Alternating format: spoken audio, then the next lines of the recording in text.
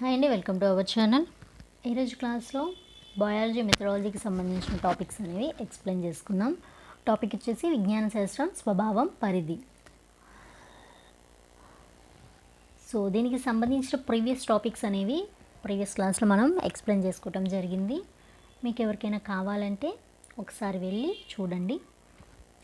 Okay, today topic వచ్చేసి విజ్ఞాన శాస్త్రం స్వభావం అన్నమాట. అసలు విజ్ఞాన శాస్త్రం యొక్క స్వభావాన్ని కనుక మనం చూస్తే ఏంటంటే, విజ్ఞాన శాస్త్రం అనేది పరిశీలించదగిన దృగ్విషయాల మీద ఆధారపడి ఉంటుంది. విజ్ఞాన శాస్త్రం అంటేనే పరిశీలన.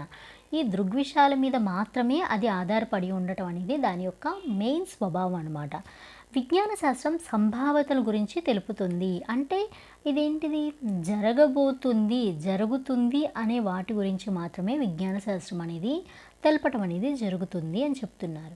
సాంఘిక శాస్త్రం చరిత్ర, ఆచార వ్యవహారాలు, సాంప్రదాయాలు, కట్టుబాట్లు, నమ్మకం మొదలైన వాటి మీద ఆధారపడి ఉంటుంది. మనకు తెలిసిందే, సోషల్ వచ్చేసేసి చరిత్ర మీద కానీ, ఆచార వ్యవహారాలు, సాంప్రదాయాలు, కట్టుబాట్లు వీటన్నిటి మీద ఏది డిపెండ్ అయ్యి ఉంటుందంటే సాంఘిక శాస్త్రం.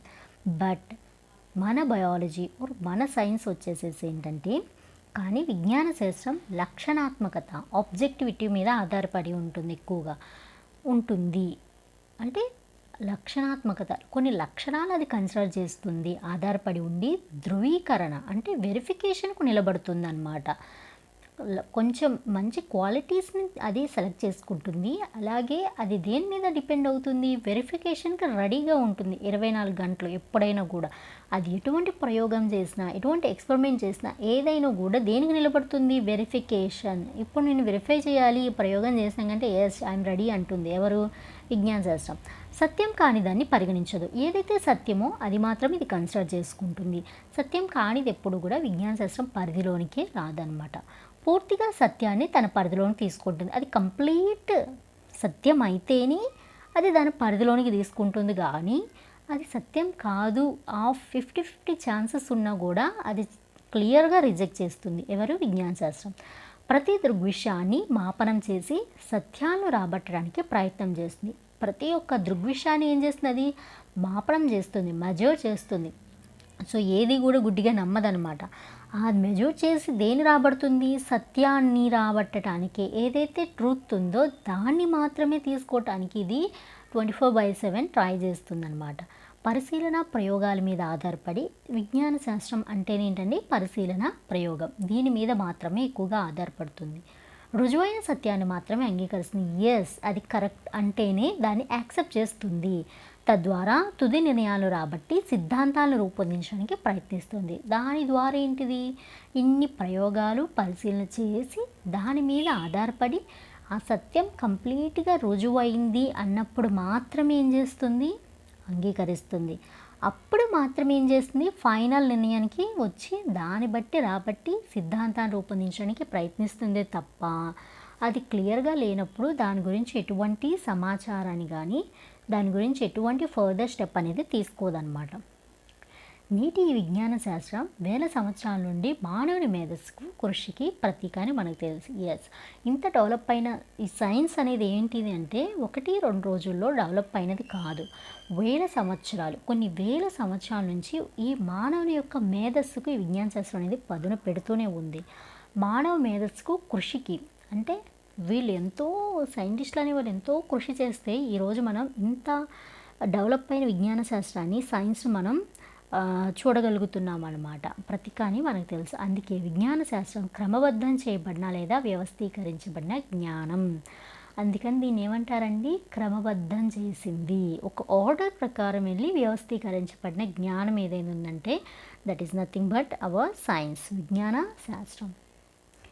నేటి విజ్ఞాన శాస్త్రం విజ్ఞాన శాస్త్రం తన పరిధిలోని సత్యాన్ని కనుక్కోవటానికి ప్రయత్నిస్తుంది. ఎప్పుడు కూడా ఏంటంటే, విజ్ఞాన శాస్త్రం తన పరిధిలో సత్యాన్ని మాత్రమే కనుక్కోవటానికి ప్రయత్నిస్తుంది. పరిధి దాటి వెళ్ళదనమాట. అంటే పరిధి దాటింది అంటే అది సోషల్ అవ్వచ్చు, రిమైనింగ్ సబ్జెక్ట్స్ కావచ్చు, ఇంకేమైనా కావచ్చు, వాటి గురించి అది పట్టించుకోవద్దు. ఎప్పుడూ కూడా ఏంటంటే, ఆ విజ్ఞాన శాస్త్రం తన పరిధిలో సత్యాలను కనుక్కోవటానికి మాత్రమే తను ప్రయత్నిస్తుంది. అయితే సాపేక్ష సత్యం గురించి మాత్రమే మాట్లాడుతుంది.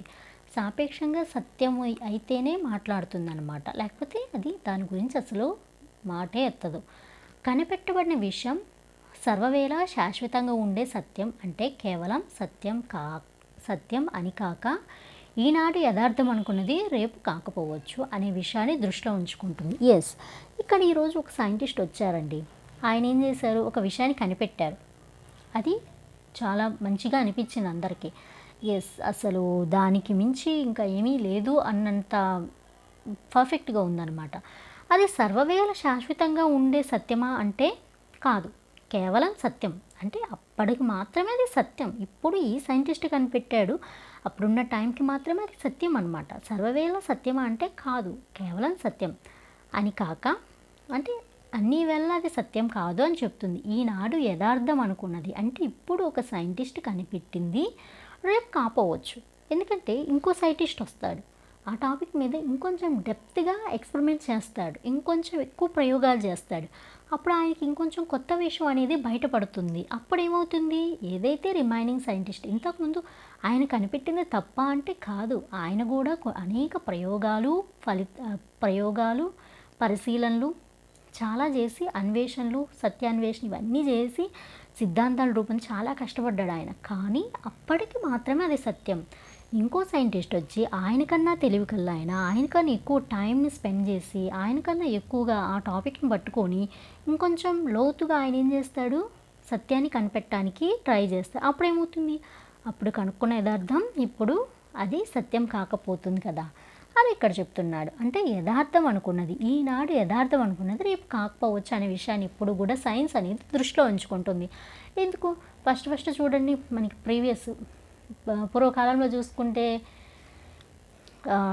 రేడియోస్ ఉండేవి. తర్వాత ఆ రేడియోస్ ఏమైంది, టీవీ తర్వాత కంప్యూటర్స్ తర్వాత ఇవి చిన్న స్క్రీన్వి ల్యాప్టాప్స్, ఇలా అన్నీ కూడా డెవలప్ అవుతున్నాయి. అంటే అప్పుడు అది కరెక్ట్ కాదా అంటే అప్పటికి అది యథార్థం. అప్పుడు ఉన్నదానికి టీవీనే గొప్ప. ఈ కంప్యూటర్స్ ఈ టెక్నాలజీ ఇదంతా డెవలప్ కానప్పుడు తర్వాత వచ్చేసరికి ఏమైంది, వేరేది రావటం జరిగింది. వీటన్నిటికీ బేస్ అదే అనమాట. అలా అన్నమాట. ఇవి చాలా ఉంటాయి ఎగ్జాంపుల్స్. ఇలాగా అనేక విషయాలను దృష్టిలో ఉంచుకోవాలి. అయితే అందుకే విజ్ఞాన శాస్త్రం అందించే జ్ఞానం యథార్థం అనే కంటే అలా జరగటానికి అవకాశం ఎక్కువగా ఉన్న విషయంగా చూడాలి.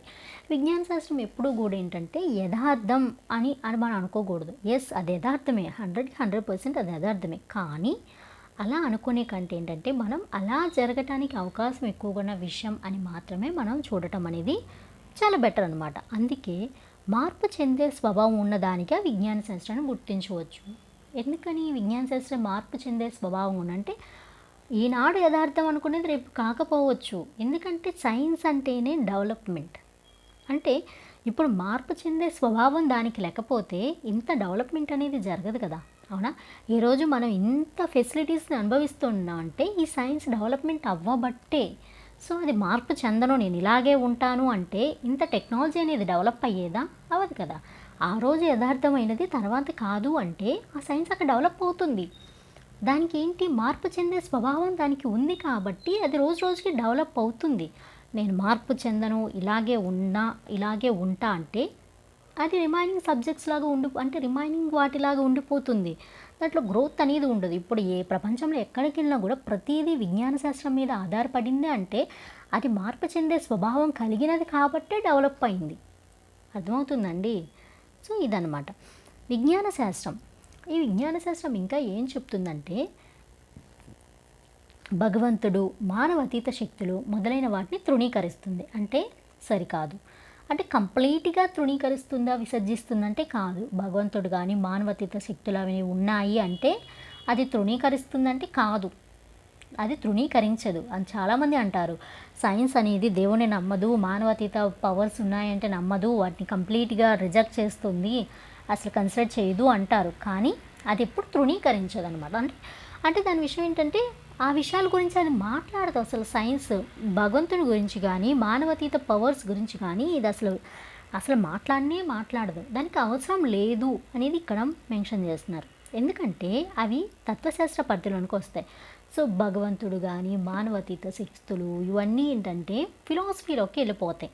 దానికంటూ ఒక శాస్త్రం ఉంది, అది దాని గురించి మాట్లాడుకుంటుంది. ఎందుకు మనకి అన్న భావన మన విజ్ఞాన శాస్త్రానికి ఉంటుందన్నమాట. విజ్ఞాన శాస్త్ర లక్షణాలు స్వభావంలోనికి చెప్పినట్లుగా పరిశీలింపదగిన రుజువులకు నిలబడి విషయాలనే తన పరిధిలోకి తీసుకుంటుంది. ఇక్కడ పరిశీలింపబడిన విజ్ఞాన శాస్త్ర లక్షణం మనం ఏం చెప్పుకున్నాం? లక్షణాల స్వభావంలో చెప్పినట్లు ఏం చెప్పుకున్నాం? పరిశీలింపదగినది. ఇక్కడ భగవంతుని పరిశీలించడం అనేది ఇట్స్ నాట్ పాసిబుల్, అవునా? అలాగే మానవాతీత శక్తుల్ని తీసుకొచ్చి ల్యాబ్లో పెట్టి పరిశీలించడం కూడా ఇట్స్ నాట్ పాసిబుల్. ఇక్కడ విజ్ఞాన శాస్త్రం దాని యొక్క స్వభావం ఏంటి? ఏదైనా చెప్పింది, ఏదైనా మాట్లాడుతుంది, ఏదైనా పరిశీలిస్తుంది, దేని గురించి ఎక్స్పెరిమెంట్ చేస్తుందంటే ఖచ్చితంగా తీసుకొచ్చి దాని మీద ఒక ప్రయోగం చేస్తుంది. చేసి దానిపైన ఎక్స్పెరిమెంట్ చేసి దాని గురించి కొంత మ్యాటర్ అనేది గ్యాదర్ చేసి హైపోథిస్ చేసి చాలా చేసి అప్పుడు అది నిలబడుతుంది. ఇది నిలబడుతుందా లేదా, అది మళ్ళీ ఎగ్జామినేషన్కి వస్తుందా రాదా, ఇవన్నీ కూడా కన్సిడర్ చేసుకుంటుంది. కాబట్టి ఇక్కడ మానవాతీత శక్తులను పరిశీలించడం అనేది కుదరదు. రుజువులకు నిలబడిన విషయాన్ని తన పరిధిలోకి తీసుకుంటుంది. మానవాతీత శక్తులను రుజువు చేయడం పాసిబులా? అది నిలబడిద్దా? పొరపాటున నిలబడదు. అందుకని అటువంటి విషయాలను అది తన పరిధిలోనికి తీసుకోదు. దానికోసం మాట్లాడటానికి రిమైనింగ్ శాస్త్రాలు అనేవి ఉన్నాయి, దానికి అప్పచెప్పేస్తుంది. దాంట్లో ఒకటి తత్వశాస్త్రం అనమాట. ఓకేనండి. సో ఇక్కడ ఏంటంటే విజ్ఞాన శాస్త్రం యొక్క స్వభావం ఏంటంటే పరిశీలింపబడిన రుజువులకు మాత్రమే నిలబడుతుంది. ఒకటి పరిశీలింపదగాలి, రుజువుకి నిలబడి ఉండాలి. నిన్ను వెరిఫై చేయాలంటే ఎస్ ఐఎమ్ రెడీ అనేటట్టుగా ఉన్న వాటిని మాత్రమే తన పరిధిలోకి తీసుకుంటుంది అనమాట. రిమైనింగ్ వాటిని ఏంటంటే అసలు కన్సిడరే చేయదు. నెక్స్ట్, తత్వశాస్త్రం అమూర్త దశలో ఉన్న విషయాలకు ప్రాధాన్యత ఇస్తుంది. ఈ తత్వశాస్త్రం వేటికి ప్రాధాన్యత ఇస్తుంది? మూర్తం కాదనమాట, అమూర్తం. ఎప్పుడూ కూడా తత్వశాస్త్రం అమూర్తమైన వాటికి మాత్రమే ఇంపార్టెన్స్ ఇస్తుంది. ఓకేనండి. మూర్త దశలో ఉన్న వాటిని అది అసలు తీసుకోదు. విజ్ఞాన శాస్త్రం మాత్రం ఏంటి? ఫుల్ ఆపోజిట్ అనమాట. మూర్త దశలో ఉన్న విషయాలను ప్రధానంగా పరిగణన తీసుకుంటుంది. సో తత్వశాస్త్రం అనేది భగవంతుడు మానవాతీత శక్తుల గురించి మాట్లాడుతుంది. అట్ ద సేమ్ టైం అది అమూర్త దశలో ఉన్న విషయాలను మాత్రమే ప్రాధాన్యత ఇస్తుంది, వాటి గురించి మాత్రమే ఎక్స్పెరిమెంట్ చేస్తుంది. బట్ దీనికి ఫుల్ ఆపోజిట్ మన సైన్స్. అదేం చేస్తుంది? వాటి గురించి మాట్లాడదు, ఎందుకంటే తత్వశాస్త్రానికి అప్పచెప్పేసింది. కానీ ఇది మూర్త దశలో ఉన్న విషయాలను మాత్రమే పరిగణనలో తీసుకుంటుంది. ఎందుకంటే ఇది ఎక్స్పెరిమెంట్ చేయాలి, తీసుకొచ్చి అది పరిశీలించాలి, అది రుజువుకు నిలబడుతుందో చూడాలి. సో ఇవన్నీ చేయాలంటే అది ఖచ్చితంగా ఏ స్టేట్లో ఉండాలి? మూర్త దశలోనే ఉండాలి ఖచ్చితంగా. అమూర్త దశలో ఉంటే it's not possible for experiment చేయడానికి అది పాసిబుల్ కాదనమాట. ఓకేనా. నెక్స్ట్, అయితే విజ్ఞాన శాస్త్రం మూర్త దశలోనే ఆగిపోకుండా, ఈ విజ్ఞాన శాస్త్రం అనేది మూర్త దశలోనే ఆగిపోయిందంటే ఆగిపోదు. అది ఏం చేస్తుంది? అమూర్త భావాలను అర్థం చేసుకోవడానికి ప్రయాణం చేస్తుంది. ఫస్ట్ ఒకటి గుర్తుంచుకోవాలి, ఈ సైన్స్ ఇంత డెవలప్ అయ్యిందంటే ఫస్ట్ అది అమూర్త భావాలను అర్థం చేసుకొని దాంట్లో ప్రయాణించి వాటన్నిటిని మూర్త స్థితిలోకి తీసుకొచ్చింది. అందుకే సైన్స్ అనేది డెవలప్ అయింది. ఇక్కడ ఇది మూర్త విషయాలను మాత్రమే ప్రధానంగా పరిగణిస్తుంది కానీ బట్ దాని యొక్క జర్నీ మొత్తం ఏంటంటే అమూర్త భావాల మీద జరుగుతుంది. అమూర్త భావాలను అర్థం చేసుకోవటానికి తను ప్రయాణిస్తూ వాటిని మూర్త స్థితిలోకి తీసుకొస్తుంది, ఎందుకంటే దాని మీద ఎక్స్పెరిమెంట్ చేయాలి కాబట్టి. ఓకేనా. తత్వశాస్త్రం చాలా వరకు అమూర్త దశ నుంచి ప్రారంభించి మూర్త దశలో ఉన్న విషయాలను అర్థం చెప్తుంది. సో ఫస్ట్ ఏం చేస్తుంది? ఫిలాసఫీ అమూర్తం నుంచి స్టార్ట్ చేస్తుంది. రాను ఏం చేస్తుంది? మూర్త దశ నుంచి మీనింగ్ అనేది చెప్తుంది. ఈ మధ్యకాలంలో రెండు శాస్త్రాల మధ్య తేడా క్రమంగా తగ్గిపోతుందని తెలుస్తుంది. ఎందుకంటే ఈ రెండు కూడా దేని గురించి ఎక్కువగా చెప్తుండే? అమూర్తం. అంటే మా సైన్స్ వచ్చేసి అమూర్త దశలో జర్నీ చేస్తుంది, ఎక్కువగా ఏం చేస్తుంది? వాటి మీద ఎక్స్పెరిమెంట్ చేస్తుంది. తత్వశాస్త్రం ఏం చేస్తుంది? అమూర్త దశ నుంచి ప్రారంభమే మూర్త దశకు వస్తుంది. సో ఈ సైన్స్ కూడా అంతే, చేసే ఎక్స్పెరిమెంట్లన్నీ అమూర్తంలోనే చేస్తుంది, తీసుకొచ్చి ఏం చేస్తుంది? మూర్తంలోనికి తీసుకొచ్చేసి ఎక్స్పెరిమెంట్స్ అనేవి చేయటం జరుగుతుంది. కాబట్టి ఇలా చెప్పడం అనేది జరుగుతుంది.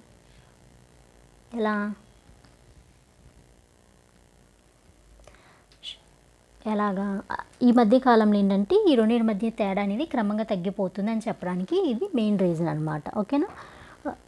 రెండింటి గమ్యం అంతిమ యథార్థాన్ని తెలుసుకోవటం కొరకే అని అర్థం. సో ఈ తత్వశాస్త్రం యొక్క గమ్యమైన మన సైన్స్ యొక్క గమ్యమైన ఏంటంటే యథార్థం తెలుసుకోవటం మాత్రమే, ఈ ప్రకృతిలో దాగి ఉన్న యథార్థాలను తెలుసుకోవటం మాత్రమే. ఎందుకని వీటి యొక్క తేడా అనేది క్రమంగా తగ్గిపోవటానికి కూడా మెయిన్ రీజన్ ఒకటే. అంతిమంగా ఈ రెండు ఏం చేస్తాయండి? శాస్త్రాలు వేరైనప్పటికీ వాటి యొక్క గమ్యం అనేది ఒక్కటే.